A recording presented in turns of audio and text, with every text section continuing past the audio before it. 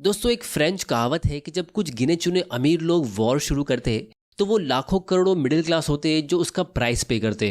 क्योंकि यूएस और इसराइल ने ईरान पे अटैक किया, जिसके बदले में ईरान ने काउंटर अटैक किया और उसके साथ में उन्होंने स्ट्रेट ऑफ हॉर्मूज को ब्लॉक कर दिया, जो पूरे वर्ल्ड का एक बहुत ही इंपॉर्टेंट चोक पॉइंट है, जिससे करोड़ों मिडिल क्लास लोगों का नुकसान हो सकता है। लेकिन सबसे ज्यादा चाइना और खास करके इंडिया के लोगों का होगा।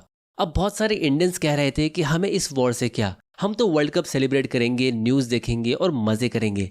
लेकिन इस वॉर का डायरेक्ट नुकसान हमें ऑलरेडी दिखना शुरू हो गया है, क्योंकि इंडिया टुडे के ये आर्टिकल के हिसाब से गैस सिलेंडर की कमी से मुंबई के 20% होटल बंद हो चुके हैं। और ये मनी कंट्रोल की टीम ने ग्राउंड पर जाके इसे वेरीफाई भी किया है कि गैस एजेंसी वालों को कमर्शियल सिलेंडर का सप्लाई मिलना बंद हो गया है, जिसकी वजह से होटल्स और रेस्टोरेंट बंद हो रहे। तो अगर कुछ और दिनों तक ऐसा ही चलता रहा तो हम इंडियंस को बहुत हाई लेवल का इन्फ्लेशन देखने मिल सकता है, यहाँ तक कि एक्सट्रीम केस में रिसेशन भी हो सकता है। और सबसे इंटरेस्टिंग बात यह है कि इस वॉर से यूएस और यूरोप की इकोनॉमी को ऑलमोस्ट नहीं के बराबर फर्क पड़ रहा है। इनफैक्ट यूएस को इस वॉर के लंबे होने से फायदा भी हो सकता है। अब एग्जैक्टली ये सब कैसे हो सकता है, ये हम आज की वीडियो में समझने वाले हैं, और कैसे आप as a middle class investor इस वॉर से तैयारी करके फायदा उठा सकते हो। तो दोस्तों, इस वॉर का सबसे बड़ा फोकस पॉइंट है स्ट्रेट ऑफ हॉर्मूज, जो सिर्फ 33 किलोमीटर पतला समुद्री रास्ता है जो ईरान, ओमान और यूएई के बीच से गुजरता है। ये पर्शियन गुल्फ, जहां से पूरी दुनिया का 20% ऑयल प्रोड्यूस होता है, जो ईरान, इराक, कुवैत, बहरीन, कतार, सऊदी अरबिया और यूएई ये सब कंट्रीज प्रोड्यूस करती है। तो वो इस पतले से रास्ते स्ट्रेट ऑफ हॉर्मूज से होके इंडियन ओशियन तक पहुंचता है, और फिर यहाँ से वो ऑयल दुनिया की अलग अलग कंट्रीज तक पहुंचता है। अब हिस्टोरिकली ईरान ने आज तक कभी ऐसा नहीं किया है कि उन्होंने इस स्ट्रेट ऑफ हॉर्मूज को पूरी तरह बंद कर दिया हो। यहाँ तक कि 1980s के बड़े ईरान इराक वॉर में भी उन्होंने इसे पूरी तरह बंद नहीं किया था। लेकिन इस बार 2026 में ईरान ने ऑफिशियली अनाउंस किया था कि वॉर की वजह से उन्होंने इस स्ट्रेट ऑफ हॉर्मूज को ब्लॉक कर दिया है, और अगर उनको कोई भी शिप यहाँ से पास होते हुए दिखेगी तो वो उस पर अटैक करेंगे। इनफैक्ट अब तो न्यूज में ये भी आ रहा है कि ईरान ने सी माइंस प्लांट कर रखे हैं उस रास्ते पे।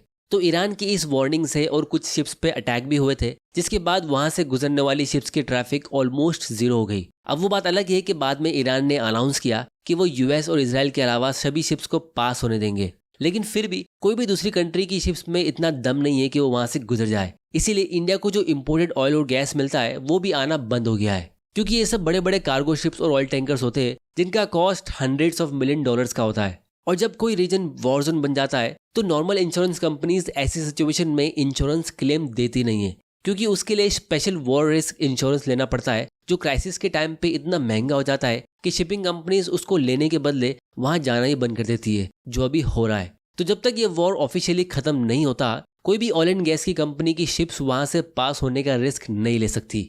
अब सवाल ये उठता है कि इससे हमें क्या लेना देना। तो दोस्तों, हम इंडियंस अपनी टोटल ऑयल डिमांड का लगभग 85% ऑयल इंपोर्ट करते हैं, क्योंकि हम खुद इतना प्रोड्यूस नहीं करते। तो हमारे इंपोर्ट का एक बड़ा हिस्सा रशिया से आता है, और बाकी 60-70% हमें मिडिल ईस्ट से इंपोर्ट करना पड़ता है, जैसे कि इराक, सऊदी अरेबिया, कुवैत और यूएई। ये इंडिया के मेजर ऑयल सप्लाईज है, और उनका ऑयल इसी रूट से आता है जो फिलहाल वॉर की वजह से बंद है।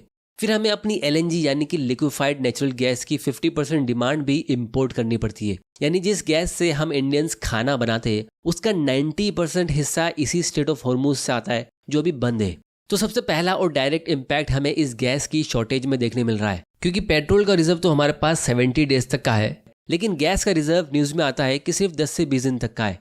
और इसी वजह से हमारी मेट्रो सिटीज के बड़े बड़े रेस्टोरेंट्स बंद हो रहे हैं, और बहुत सारी रोड साइड के फूड स्टॉल्स भी अपनी मेनू छोटी कर रहे हैं, ताकि वो एटलीस्ट अपना बिजनेस चालू कर सके। क्योंकि जब एलएनजी सप्लाई कम होती है तो गैस कंपनीज पहले कमर्शियल सप्लाई कट करती है, ताकि हाउस होल्ड्स की सप्लाई चलती रहे, मतलब घर में लोगों को गैस मिलता रहे।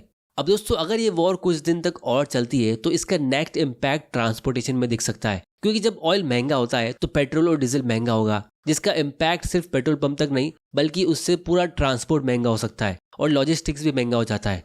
मतलब जो ट्रक्स, वेजिटेबल्स और ग्रोसरीज एक सिटी से दूसरी सिटी में ट्रांसपोर्ट करते हैं उनका खर्चा बढ़ जाता है, जिसका इफेक्ट जल्दी फूड इन्फ्लेशन में दिखने लगता है, यानी सब्जी, मिल्क प्रोडक्ट्स और पैकेज फूड्स भी महंगे होने लगते हैं। इसी को कहते हैं इन्फ्लेशन शॉक। और इन्फ्लेशन का सबसे ज्यादा नुकसान होता है मिडिल क्लास पे, क्योंकि छोटी मोटी प्राइस इंक्रीज भी हमको इमीडिएटली फील होती है, और जब ऐसा थोड़े एक्सटेंडेड टाइम के लिए होता है तो इकोनॉमी स्टैगफ्लेशन या रिसेशन में भी जा सकती है।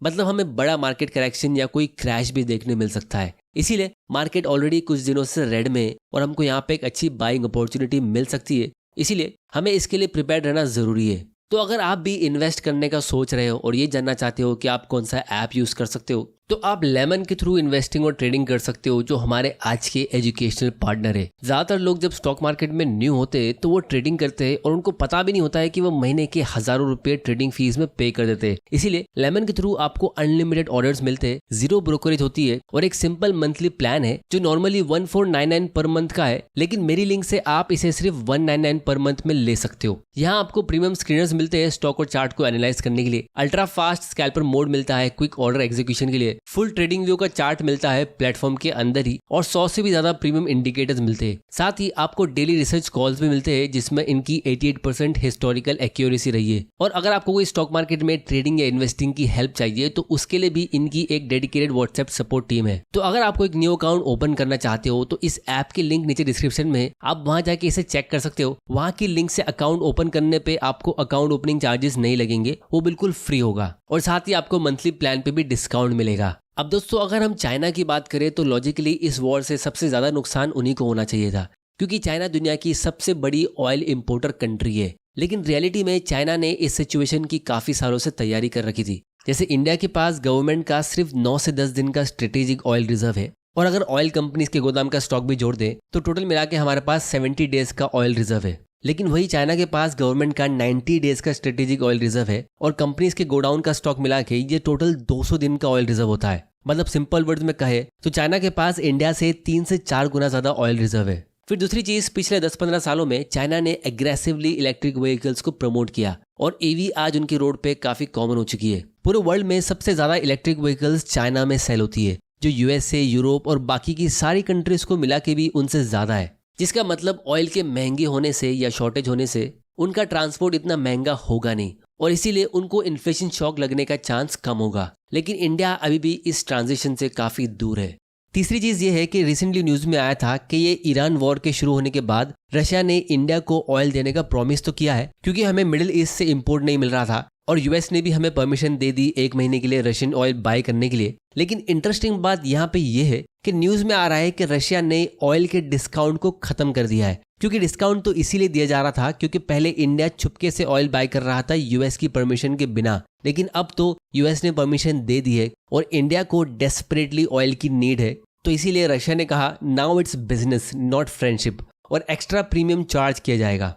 और इसके बाद भी रशिया अभी भी हमारी डिमांड का सिर्फ 30 से 40% तक का ही ऑयल कवर कर पाएगा। और रियलिटी ये है कि रशिया का रिलेशन चाइना से ज्यादा स्ट्रांग है इंडिया के मुकाबले। तो अगर वॉर लंबी चलती है तो चांसेस है कि रशियन ऑयल चाइना की तरफ ज्यादा डाइवर्ट हो। अब दोस्तों अगर हम यूएस और यूरोप की बात करें तो इस वॉर से उनको बहुत कम नुकसान होगा, क्योंकि सबसे पहली बात, भले यूएस ने इजराइल के साथ मिलकर ईरान पे अटैक किया, लेकिन इस वॉर से यूएस पे हमें कोई भी डायरेक्ट अटैक देखने नहीं मिला, क्योंकि लोकेशन वाइज वो ईरान से काफी दूर है। इजराइल में तो काफी सारे अटैक्स हुए जिसकी वजह से उनके सिटीजन्स काफी टायर्ड हो चुके, वो इस वॉर को खत्म होते हुए देखना चाहते हैं। लेकिन यूएस और यूरोप के लोगों को टेम्पररी ऑयल फ्लक्चुएशन के अलावा कुछ भी नुकसान नहीं देखने मिल रहा है, क्योंकि यूरोप का जो टोटल ऑयल डिमांड है उसका सिर्फ 5 से 10% ही स्ट्रेट ऑफ हॉर्मुज से आता है। लेकिन यूएस की सिचुएशन तो और भी अलग है। यूएस दुनिया का सबसे बड़ा ऑयल प्रोड्यूसर्स में से एक है। ईयर 2000 के बाद से यूएस ने अपनी डोमेस्टिक ऑयल प्रोडक्शन स्पीड में बढ़ा दी थी, मतलब उन्होंने भी ऐसी सिचुएशन के लिए पहले से तैयारी कर रखी थी, जिसकी वजह से आज यूएस अपनी ऑयल डिमांड का एक बड़ा हिस्सा ऑलमोस्ट 60-70% खुद ही प्रोड्यूस करता है। तो उनके टोटल कंजम्पशन का सिर्फ 2-3% oil he straight of Hormuz से आता है। बाकी का डिमांड यूएस डोमेस्टिकली प्रोड्यूस करता है या फिर कनाडा, मेक्सिको और साउथ अमेरिका की कंट्रीज से उनको मिल जाता है। तो इसीलिए फाइनली मैं सिर्फ इतना ही कहूंगा कि वॉर कभी भी अच्छी चीज नहीं होती है। कोई भी आम आदमी वॉर नहीं चाहता है, लेकिन उसका सबसे बड़ा प्राइस वही पे करता है, महंगाई, सर्टेनिटी, इकोनॉमिक स्लोडाउन और जॉब लॉस के थ्रू। जैसे मैंने शुरू में कहा था कि वॉर अक्सर पावरफुल लोग शुरू करते हैं, लेकिन उसका असली बोझ मिडिल क्लास और गरीब लोग उठाते हैं। लेकिन दोस्तों स्मार्ट इन्वेस्टर्स के लिए ऐसी सिचुएशन कभी प्रॉब्लमेटिक नहीं होती है, बल्कि इस वॉर से भी आप प्रॉफिट कमा सकते हो, क्योंकि जब मार्केट गिरता है तब अच्छे बिजनेस डिस्काउंट पे मिलते हैं। और अगर आपको पता है कि स्टॉक कैसे एनालाइज करते हैं तो ये टाइम आपके लिए वेल्थ बिल्ड करने का एक अच्छा टाइम हो सकता है। लेकिन दोस्तों अगर आपको स्टॉक मार्केट नहीं समझ में आता है तो इसके लिए मैंने एक सिंपल कोर्स बनाया है, जहां मैंने सिर्फ 5 घंटे में एक्सप्लेन किया है कि आप अच्छे स्टॉक्स कैसे पिक कर सकते हो, वैल्यूएशन कैसे कर सकते हो और लॉन्ग टर्म में स्टॉक मार्केट से वेल्थ कैसे बिल्ड कर सकते हो। और सबसे बेस्ट पार्ट ये है कि अगर आपको कोर्स नहीं पसंद आता है तो मैंने यहाँ पे 14 days no question asked refund policy रखी है। मतलब अगर आपको कोर्स नहीं पसंद आया तो आपको अपना पूरा पैसा वापस मिल जाएगा। और अगर आप सेव 50 कूपन कोड यूज करते हो तो आपको 50% डिस्काउंट मिलेगा इस कोर्स पे। अब दोस्तों एक इंपॉर्टेंट सवाल आपके मन में आना चाहिए कि ईरान स्ट्रेट ऑफ हॉर्मुज को क्लोज क्यों कर रहा है जबकि इससे यूएस और इजराइल को कुछ भी खास नुकसान नहीं हो रहा है। तो ये एक वॉर की स्ट्रेटेजी भी हो सकती है। इसके पीछे का लॉजिक काफी इंटरेस्टिंग है जिसके बारे में हम किसी और वीडियो में डिस्कस कर सकते हैं। अगर आप उस टॉपिक पे वीडियो देखना चाहते हो तो नीचे कमेंट करो। और दोस्तों आप लोग क्या सोचते हो, ये वॉर कितने टाइम तक चल सकती है? क्या हम डोनाल्ड ट्रंप पे भरोसा कर सकते हैं कि वो इसे जल्दी खत्म करेंगे? और आखिर में ये वॉर जीतेगा कौन? आप लोगों को क्या लगता है? अपनी ओपिनियन नीचे कमेंट करके बताओ। और दोस्तों न्यू ट्रेडिंग अकाउंट ओपन करने के लिए लेमन की मोबाइल ऐप की लिंक भी नीचे डिस्क्रिप्शन में, उसे चेक करना मत भूल जाना। अगर आपको इस वीडियो से कुछ सीखने मिल रहा है तो इसे शेयर करो अपने फ्रेंड्स और फैमिली मेंबर के साथ और चैनल को सब्सक्राइब करना मत भूल जाना क्योंकि मैं आपके लिए ऐसे वैल्यूएबल वीडियोस लाता रहूंगा। वीडियो पसंद आया तो इसे लाइक करो, नहीं पसंद आया तो डिसलाइक करो। आपका वैल्यूएबल टाइम देने के लिए thank you and good bye.